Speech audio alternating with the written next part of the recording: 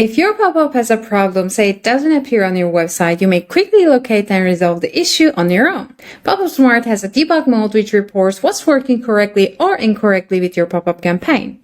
But remember, for the debug mode to work, you must first save and publish your pop-up campaign. Now let's see how it works. So if you're watching this video, I'm assuming that you have created your Popupsmart account, you have chosen a pop-up template from the playbook, you customized it, styled it, and you did some segmentation options from the segment step, and you publish your pop-up campaign.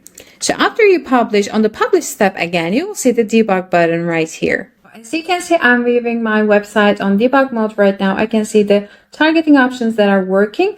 After X seconds is not working right now because it is set to be triggered after 10 seconds. So now you can see because 10 seconds passed, it's working and we can see the pop-up campaign. So that's how debug mode works with Popupsmart. As you can see, you can just solve your problems easily, see what's going on with your pop-up campaign. But if you need further help, feel free to contact us. See you next time.